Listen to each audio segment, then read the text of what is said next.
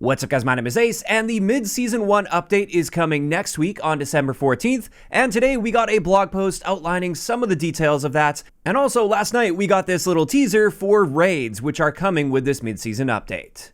And diving right into this, the first thing to point out here is we're going to be getting double XP as well as double weapon XP the day after this Season 1 Reloaded update on December 15th until December 19th. So that's great to see. That's actually going to be our first double weapon XP event since the game launched. Next, let's talk a little bit about the raid that we can expect to see coming with this update. This is the first time we've seen raids in a Call of Duty game.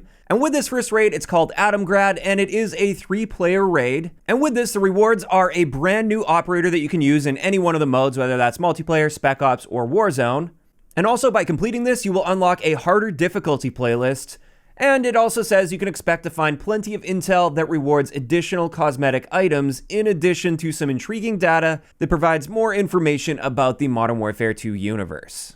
Now with this, in order to access the raid, you have to earn a raid key, which can be earned with the following methods. You can earn it through a specific daily challenge in multiplayer or Spec Ops, or you can earn it by placing top 20 in any Warzone 2 Battle Royale playlist. And then finally, in DMZ, all you have to do is extract with at least $30,000 in cash, and that will also earn you a raid key. And once you earn this raid key, that player and whatever squad mates they choose to bring in, so it sounds like only one player in the squad needs to get a raid key, they can access the raid for a full week. And then presumably the next week, if they want to go in and revisit the raid, they will have to earn another one of those raid keys. Now, it's worth noting, in preparation for this, you may want to play some Spec Ops and level up your kits a little bit, because those kits are shared with raids, and therefore you want to be as powerful as possible going into this. But that's essentially all we've got so far when it comes to performing this raid. And I feel like we probably won't get too much additional information. I feel like this is the type of thing they want us to discover for ourselves, and I'm definitely looking forward to at least checking it out sometime next week. Additionally, with this mid-season update for Season 1, Shipment is coming to the game. And they don't give us a whole lot of information. It's set on a cargo ship. We already knew that from the Season 1 roadmap. It is worth noting they have returned to a more traditional style of a shipment layout where the containers are angled properly, which will give more safe spawn locations. Therefore, I do expect some better spawns in this compared to Modern Warfare 2019. But I guess we'll just have to wait to see how that one plays out. There's not too much else to point out here. It's Shipment. It's coming to the game. On top of that, though, they did mention that we're going to have access to holiday shipment for a limited period of time. We saw this in Vanguard, but this time they specifically state we won't have to fret over any mythological creatures like Krampus from last year, because that was a big complaint, so they're just kind of poking fun at the issues from last year's game. But this special version of holiday shipment will be available from December 21st until January 4th. As for the Warzone and DMZ side of things, there's going to be a brand new building called Building 21, and apparently we have to find a way to access this, likely a key or some sort of Easter egg completion or something, in order to get into this building for presumably some special loot. We've also got the Warzone Cup coming to Warzone, and this is essentially just Rocket League in Call of Duty. So we're going to be driving ATVs around, there's a giant soccer ball, and you just try to score on the other teams. The first team to score 5 goals, or the team with the most goals at the 5-minute mark, will win the match. This, I think, is a little bit cheesy. I guess it's kind of cool. I just find it a little bit annoying that, like, the base version of the game needs so much work at this point, and yet they're still creating new experiences before they really get the core experience in a good place. But in either case, this looks like it'll be some silly fun. I don't see myself ever playing it, though. And on top of that, for the Warzone side of things, they are bringing in Mini Royale, which is just going to be that condensed version of Battle Royale, where you start off the match with a condensed circle already on the map, so you're going to have much faster matches, but it still takes place on the same Battle Royale map.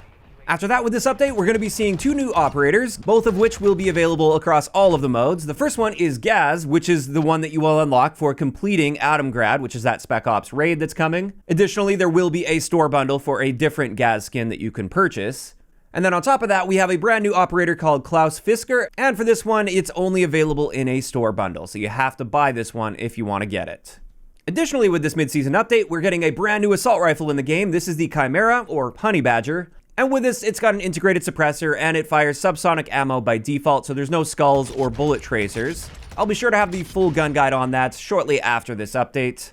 Next, we have a feature that's coming that I'm personally really excited about. This is the group feature. So this is going to be in the social menus. People can create groups, and you can join groups based on similar interests or based on how you want to play the game, whether that's like casual or super tryhard, for instance. And the thing that excites me the most here is it looks like I'm going to be able to make my own group now, and you guys can join that. And from there, it should be much easier for you guys to join me and play with me when I stream. Keep in mind, I almost always play with viewers when I'm streaming, so if you guys ever do want to come play some games with me, I will leave a link to my Twitch channel down below. And I'll be sure to keep you guys updated once this group feature launches and once I'm able to create the exclusive Ace group for you guys.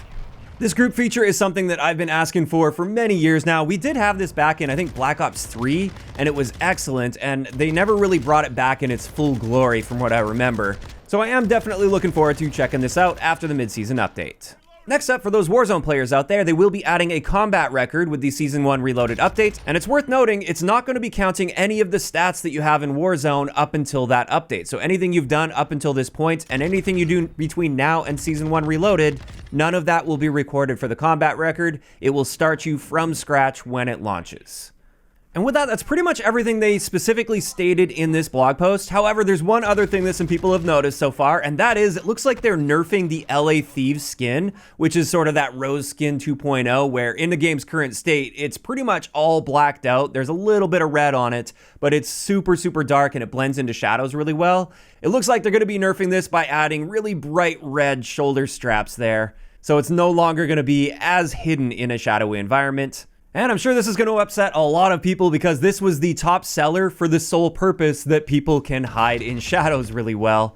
And I think there's going to be a lot of very upset players that feel like they've wasted their money because they changed this paid-for skin after the fact. And while I do think they've definitely got a point there, and they shouldn't be changing things after you've purchased them, at least not without offering a refund first, that should also be a lesson that buying skins, especially for gameplay advantage, probably isn't the greatest idea, because I'm not surprised at all that they are making an adjustment to this after all of the complaints. That's not to excuse them doing this in the first place. I mean, it was pretty obvious immediately that this was going to be that rose skin 2.0, and I'm sure they made a ton of extra money because they designed it in this way initially, and they wouldn't have sold nearly as many of these packs if it would have launched in this state that we can see in this image.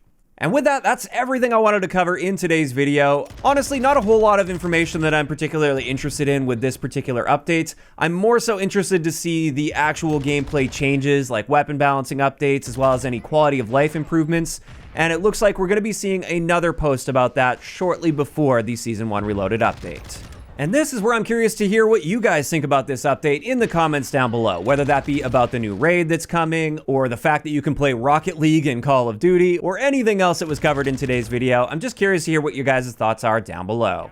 If you enjoyed the video, a like rating is always appreciated, and don't forget to subscribe for more if you haven't already. I'll talk to you guys next time.